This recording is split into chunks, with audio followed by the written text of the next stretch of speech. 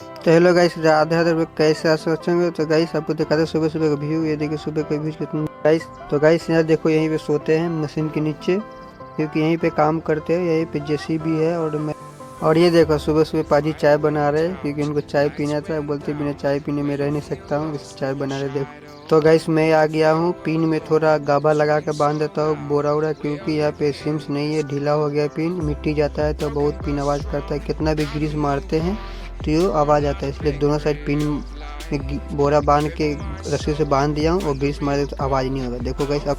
और गाइस ये देखो स्विमिंग पूल मेरा, क्योंकि यहाँ से मिट्टी निकाल रहे हैं तो यहाँ पानी निकल रहा है, मीठा पानी है, ज़मीन से पानी निकल रहा है। यहाँ पे काम कर रहे हैं, देखो मीठा पानी है। अगर आप लोग को नहाना है तो आ जाओ, इसमें नहा लो स्विमिंग। और गाड़ी आया तो गाड़ी लोड कर दीजिए। वो देखो गाड़ी जा रहा है, एकदम भराया था, उसको लोड कर दीजिए। तो गाइस मशीन का डीजल खत्म हो गया था, तो डीजल लेने आए थे। देखो पंप पे डीजल लेने इस डंपर में लेने आए, क्योंकि इस डंपर में भी डीजल डालने